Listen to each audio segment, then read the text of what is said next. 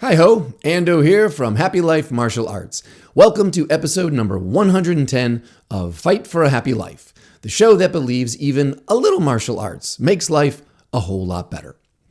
Today, let me ask you a question. As you move through the world, do you feel your mind is open or closed? Do you see yourself as an empty cup or is your cup full? I ask this because the answer seems obvious, right? I've preached many times that we should always be a student, always ready to learn. So I would like to answer that I am an open-minded, empty cup everywhere I go, particularly in my martial arts training. However, my friend, something happened not too long ago, an incident that made me rethink that.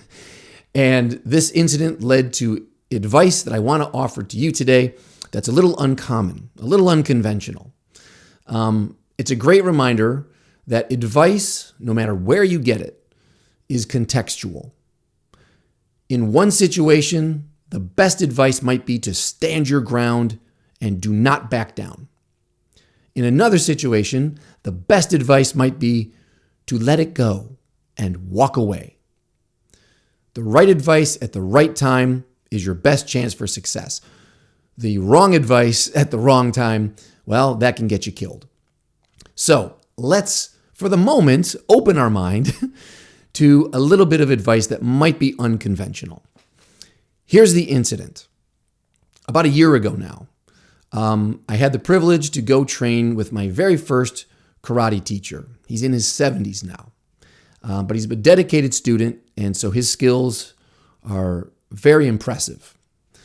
Always worth seeking him out. And I was blessed enough to have a few hours to work with him. And in that time, as always, he would show me a technique. And since I've been around for a while, the pattern would go, that technique is kind of cool. That's very similar to a technique I've seen in another art, I would tell him. And he would listen. He would give me a concept. And I would say, you know what? In the Chinese arts, there's a word for that. They call it, and then he stopped me. He interrupted. He actually said, stop. I don't need that in my head. That's just clutter. Now, that's the incident.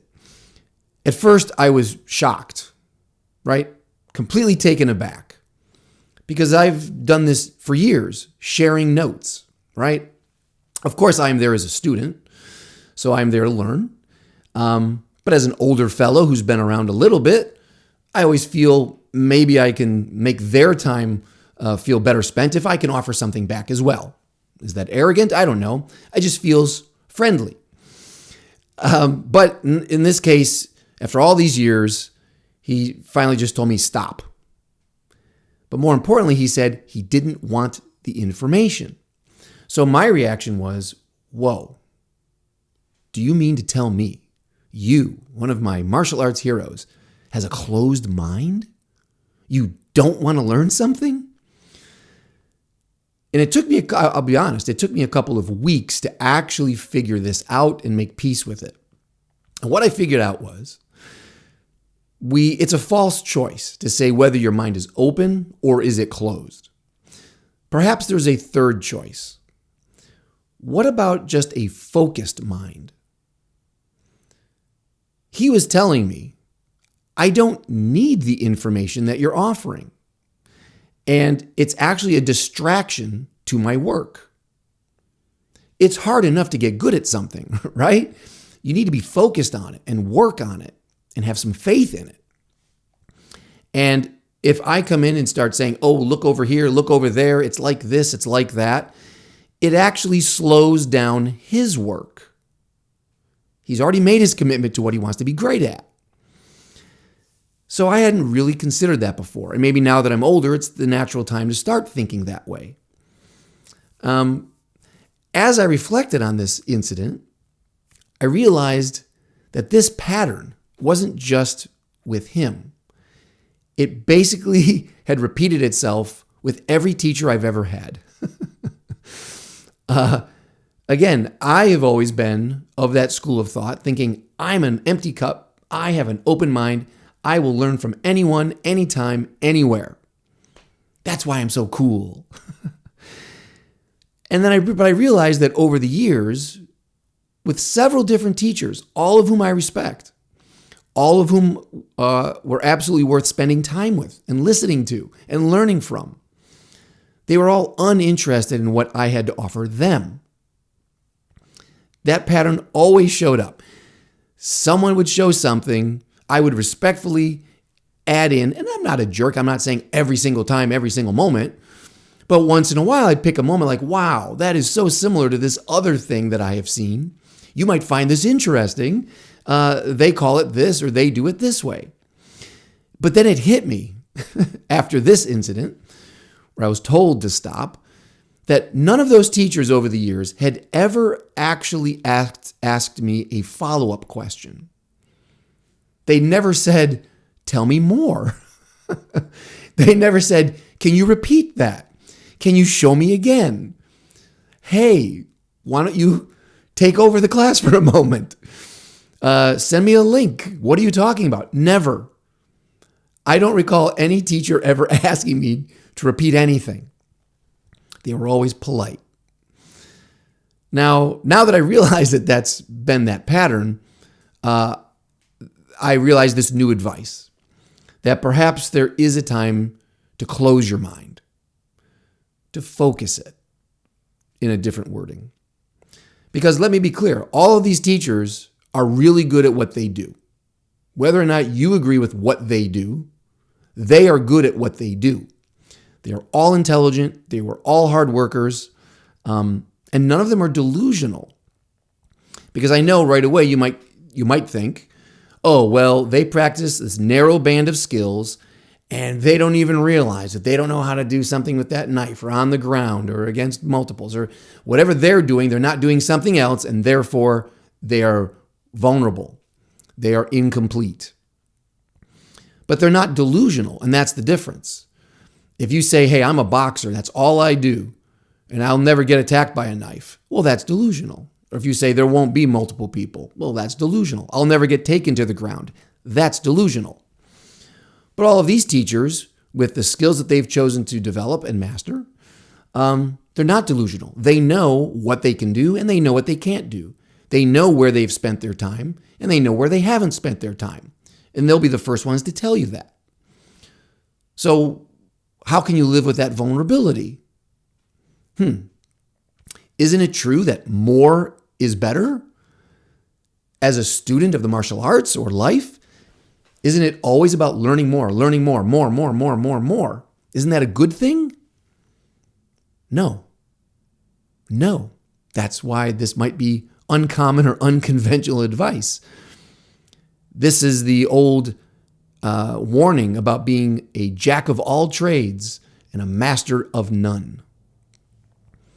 Especially nowadays, in the age of information, the internet, you can get multiple answers to any question or problem that you have. Whatever problem you have, you go searching for an answer, and you can spend days, if not weeks, finding one approach, an alternative approach, another approach. But when is it enough? When is it enough? When do you say, I'm good? Do you just keep searching forever on the same question, the same problem forever? Once you find the answer, once you solve a problem, shouldn't that be enough? Why do you have to keep looking? Why do you keep searching? For example, you want to learn martial arts. You want to learn how to kick. Your first teacher shows you how to throw a kick. Here's your round kick. And here's how you get your power. Here's how you keep your balance. Here's how you protect yourself when you throw it. Great. But then you come across another teacher and they do it a different way. Oh, it's a different style. And over here, we put our foot this way, turn our hip at this timing, throw the weight at this moment. Oh. Then you meet another teacher in that same style, and they agree on some of that, but not all of that, and they have a little variation of that. Well, let's say you've got 4 different ways to throw a round kick now. Which is better? Should you practice 4 sets of 50 reps, and each set is a different style of round kick? Or is it better to throw one style of round kick 200 times. I'm not a math guy, but I think that worked out. 4 times 50 or one set of 200. Or let's say you're worried about fighting on the ground. You don't have a background in wrestling or Brazilian Jiu-Jitsu. So you say, gosh, the most fear I feel about being on the ground is if someone's sitting on top of me, a mount. I'd like to solve that problem. How can I escape a mount? Now, let's say you had the resources, the money and the time, and you looked up 100 champions in Brazilian Jiu-Jitsu. You listed them, 100 champions. And then you arranged to have 100 private lessons, one lesson with each of those champions, masters. Would that be a good idea? Does that sound appealing to you? Would you like to do 100 private lessons with 100 different masters to ask them each that same question? Or would the first person that you met give you the answers that you needed, gave you something to drill, gave you some concepts to go work on? And should that be enough for you? Do you need the other 99? Can you cancel those? Or maybe you take the first 2 private lessons and you talk to 2 different masters. Should that be enough? Now you have choices between this technique or that technique, this concept and that concept. Now you can maybe play them off of each other and use them as a combination. Great. At what point do you simply have too much information? Do you remember that old song by the Police? Too much information running through my brain. Too much information driving me insane. You're welcome. I didn't sing that, but that was the thought. Too much information starts working against you. Too many choices will actually hinder your skill development. Because first of all, there's simply not enough time for you to practice everything. You can't. That's just not possible. And as I've talked about in other podcasts, where does your confidence come from? Your confidence comes from being good at something.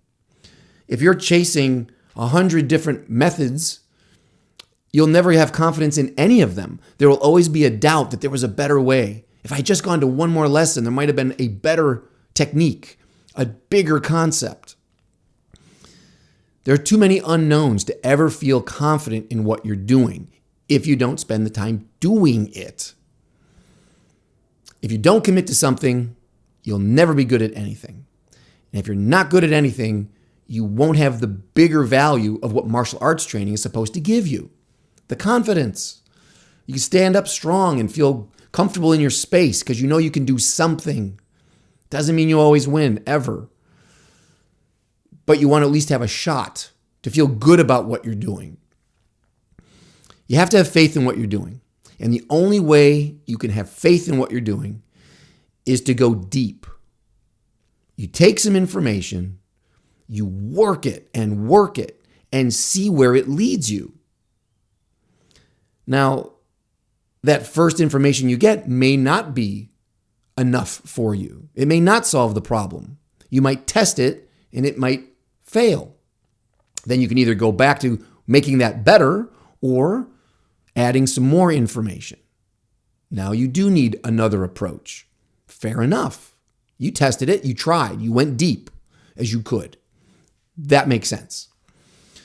But let's just not forget that you want to develop your skills to the point when you have confidence, because confidence is a technique unto itself. It may be more important than any specific technique. The spirit with which you wield the weapon is more important than the weapon itself or how you use the weapon. The spirit behind it is the engine.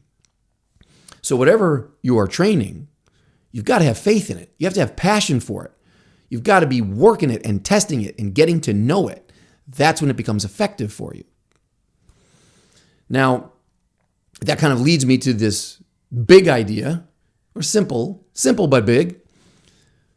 If you have a closed mind, yes, you will limit how much you learn. But it's also true that if you have an endlessly open mind and you're always learning something new, you are also limiting how much you can learn. If you have a closed mind, then you will lack breadth. You will not be seeing far and wide. Maybe you'll miss some of the big picture. But you'll be able to go very, very deep into what you do. You'll be able to master what you've chosen. If you have an open mind, you will have the bigger picture. You will have a little bit of everything. You'll see far and wide. But you will lack the depth. You won't be great at any of those things. It's just not possible. So, reflecting on your own practice, where do you fit in? How much of your mind is open? When is it closed? When do you have enough? Part of the answer to that, if I may help, because I'm just reflecting on my own practice, is it's going to come down to, well, how much time do you actually have to practice? How much energy do you have to practice? What state is your body in? And what are your goals to begin with? How great did you want to become? And what did you want to be great at? Why are you doing this? Now, no matter how you answer those questions, no matter what your goals are, how much time, energy, money, resources you have, if you're a part-time student, and let's say you're practicing 4 or 5 hours a week, well, obviously, if you're a part-time student, you definitely have to choose only a couple of things to work on. If you're a searcher, if you're keeping this open mind and you're always cross-training and looking for new things and new seminars, new teachers, new techniques, you'll never be good at anything because you only have 4 or 5 hours a week to practice something. I would say it's better for you to stick to those few things that you've already decided that you like and that work for you and just go as deeply as you can into those in that limited time that you have. That seems reasonable to me. On the other hand, let's say you're a full-time martial artist. You can practice every day for several hours. Even then, you can never learn everything. You will never have the time to drill everything that you know, that you've seen, that you've been exposed to. Even a full-time, all-day martial artist for years and years cannot be a master of everything. So we're all in the same boat, whether you're a part-time or full-time student. There's just only so many hours in the day. Your body can only do so much. So we all must make choices. The difference just might be how many different choices you choose to put into your training. If you're a part-time student, I want to be good at my footwork, basic hand strikes, and maybe some low-level kicks. Okay. If you're a full-time student, hey, I'm going to also add some grappling in there, get back up to my feet, get out of chokes, that's important to me, and some knife defense. Okay, you're even more expensive. Hey, you're a professional martial artist. It's your all-day, everyday thing for your whole life. Maybe you can add a few more skills in there. But at some point, no matter who you are or how you're training, what your goals are, I think you're going to have to make some choices, which then means closing your mind to other choices. At some point, the door has to close and say, I've got enough. And I'll give you some examples because I'm 52 now and I have been in a cross-training mindset for my whole life. So this is all new for me. If you've already hit these revelations, then great. Good for you. You're ahead of me. But recently, I've been surprising myself with my attitude of closing my mind. For instance, I got 3 quick examples. Number 1, there's a lovely gentleman here that I've met who loves Qigong, all right, energy work, to be healthy and happy. And he has been very generous with his passion. And he's always trying to share a new Qigong set, another variation. Let me tell you the history of this. Let me show you how I've created this whole story around this Qigong set. Beautiful, creative, and valuable work that he is offering me. And I have now continuously said to him, no, Stop. I don't want to know this. And hearing those words come out of my head is shocking to me as someone who's always preached, be an open mind, keep learning, be an empty cup. But I'm already happy. I'm already healthy. I already have practices, mind, body, energy work practices in my training. So anything extra, I don't have the bandwidth for. There's no reason for me at this point to learn another set, to learn another variation, to have more history or symbols or whatever is being offered. I simply don't have the time in my life to explore all of those things or to even appreciate them. I respect them. I say, okay, I see what you're doing and that's fitting in with your goals in your life. Beautiful. And I still feel we're on the same path. But for me personally, in my own practice, I don't want that. I don't need that. I'm good. I've got enough, which is a blessing, by the way. So in one, I've had to say no to him. Two, there are seminars all over the place, right? There are opportunities to train down south, up north, over here, over there. Lots of great people, great martial artists, highly skilled people. And I have some time. I could absolutely attend all of those seminars if I wished. And I keep saying no. A buddy will say, hey, you're going to go to that seminar? No. No, I'm not. And that sounds crazy because when I was younger, I would go to every seminar I could. Every book, every video, show me, show me, show me. No, not anymore. Why? Because I already have so much work to do. Don't forget, I feel blessed that I ever found one good teacher, let alone several good teachers. Each of them shared things with me. They're passing things down to me. In some cases, I'm one of a very small number of people that get that information. So where do I get off turning around saying, yeah, thanks for that. I'm off to find some more. Like, what was the point of gaining their trust? What was the point of creating a bond? What was the point if you're just not even going to practice it or remember it? It's an insult. If you have these blessings of good teachings, the best way you can pay that homage is to practice them. Go deeply into them. See what you get out of them. At least you should do that before you go running off to find new stuff. Third example, no to the Qigong, no to seminars, no to history. What I mean by that is when I started off in martial arts, when I was doing Taekwondo, I wanted to know everything about the history of Taekwondo. When I got into Aikido, what's all this about? Where did this come from? How did it get like this?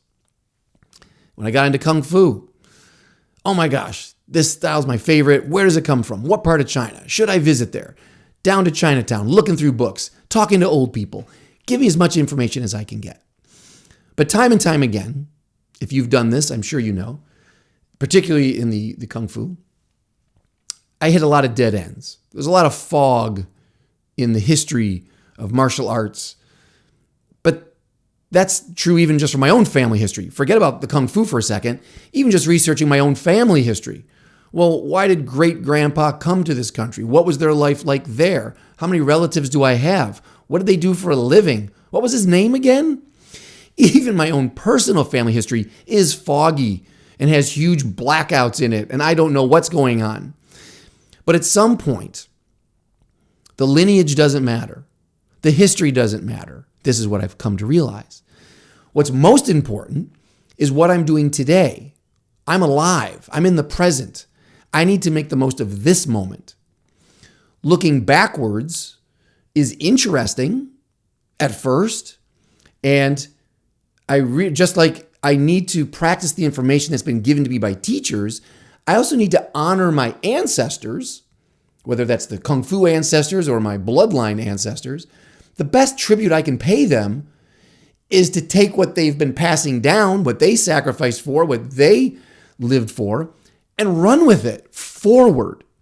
Looking backwards is just slowing me down. So I know enough at this point. I've stopped looking into it. I don't care about the research anymore. Doesn't matter. So all of those are just examples of how I've closed my mind. But again, I don't like that false comparison between open or closed. I see it now as focused. That's the third category. I am a more focused mind. I'm open to new experiences, but not necessarily outside what I'm focusing on. When you focus on something, you're going to have new experiences anyway. Going deep is going to dig up new ideas, new concepts, new techniques, new insights. There is still new in the old if you keep tunneling deeper into it. That's the main piece of advice I would like to offer you today. My mind is closed now, increasingly, not maybe on everything. It's closed on gaining more and more and more width. But I am completely open to depth. I'm not as interested anymore in what I can do for self-defense. What moves can I do? I'm more interested in how I'm doing things and ultimately why I'm doing things. And I don't need to talk to anyone about that. I don't need to read a book or see a video for that. I need to work. I need to practice on that. So, hopefully, in that way, I will become just like my teachers, whom I respect. They all figured out the right time to make the choices on what they wanted to master and then focused on those things. And in their dedication to looking for depth now over breadth, and in seeing their role modeling of how they've achieved excellence with that formula, I can only offer the same advice to you. Now, of course, we started off by talking about empty cup, full cup. And just to be more specific, let's revisit the old tale, historical or fable. This whole idea of the cup, of course, comes from the old story of a Zen master, and he's visited by a scholar, a teacher, who wants to learn more about Zen. And as they're spending time together, the scholar is the one doing all the talking, sharing experiences, telling stories, offering advice. And the master is in the position of just listening to him. And so the master decides to serve tea, puts down the 2 cups, pours the tea, and once the visitor's cup is full, keeps pouring, it's spilling out, until the scholar says, "Stop, what are you doing? The cup is full." And the symbolism there, of course, the Zen master says, "You are like this cup. How can I fill you with anything new if you're already full, if you're already running over?" The utility of the cup is that it's empty, that it can take in something new. So that's the story, of course. And I would offer today, if we're going to break down that story a little deeper, that story pertains, in my mind, to beginners. The scholar in that story is the beginner. You've just started martial arts. You've just started in life. Whatever your pursuit is, you're the beginner. And as a beginner, yes, you should not be going in with a full cup, with preordained beliefs, with any kinds of prejudice at all. You should be just a blank slate, an empty cup, so that you can search and find. The second level, all right, that's the beginner. Then you become a practitioner. You've sought out information as a beginner. You found something, a teacher, a bit of information, an experience. Now you're going to practice that information. So now your cup should be full. You fill your cup, in my mind, with that stuff. If your first style is karate and you're doing that form of these techniques, then focus your brain on that. Fill your cup with that. Fill it. It's no time to be empty right now. You need to have faith and work and test that information. If it fails you, if that information that you've been working on is not answering your problem, is not meeting your need, that's the time to then empty your cup. Now you can spill out some of that. or because you already drank it. You filled your cup, you drank it, and now it's upsetting your stomach. Something's not right. You need more, something healthier. I'm mixing up as many metaphors as I can here. If you run into trouble, then you have to fill your cup again. But at some point, as you get older, as you practice, as you've worked with several people, you might find that you got enough. And I would say at that point, you don't need a cup. Again, it's a false choice. Are you an empty cup or are you a full cup? How about I don't even have a cup? Because what I filled it with was nourishing enough that I don't need anything else. I'm good. In fact, I would like to change that story. I would like to have that story end differently. I would like the scholar to say, stop, you're spilling it everywhere. What are you doing? And the Zen master says, well, you were just like this cup. I can't give you anything if you're full. And the scholar says, yes, you're right. And then he picks up the teapot, the scholar, and says, let me pour you some tea. And there's no cup there.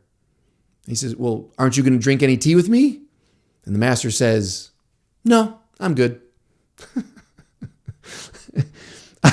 I think that would be a fuller story and a little more helpful, because the old story just put me in, I must always have an empty mind. I must always be an empty cup to be noble. And at this point, no. I think it's the choices that you make and the work that you've done to verify the value of those choices that is most noble. So this is what I'm offering to you. Remember, advice is relative. So depending on where you are in your journey, in your development, this may be a time for you to be an empty cup because you're just getting started or because your needs are not being met. So, okay, time to open your mind, empty your cup. On the other hand, you might be in a place where you feel you really have enough. You know what you need to work on. You enjoy what you work on, and it's meeting your goals. You don't really need anything more. So for you, I would say, take that pressure off yourself that you're missing something or doubting what you're doing like it's a waste of time. It's not. Keep going deeper into what you're doing. Enjoy every minute of it. Get as much out of it as you can. Drink it up. Because ultimately, that's what's going to lead to confidence, which is more important than any technique that you're practicing. It's a little tricky, but that's the way it is, in my opinion. So if you can do that, if you can come to the place in your life where you feel very good about your choices, and like my karate teacher, you can tell yourself to stop. You don't need to search anymore. If you can feel that, and now dedicate yourself to not being distracted by what other people are doing, and you can start to focus, going deeper into that focused mind, I think you might be surprised to find out that you actually have everything you ever wanted. Not by searching far and wide, but by looking right where you are with what you have, respecting it, appreciating it, working it, until the day you die. That, my friend, might be unconventional advice, but I think it's the right advice. Okay, back into the world we go. And as we go off into the world, let's remember to choose a mindset that will work for us, not against us. In my way of thinking, positivity is the mindset. I have closed my mind to all other options. So I hope you'll join me when I say, smiles up, my friend. Let that smile be your shield and your sword. Keep fighting for a happy life.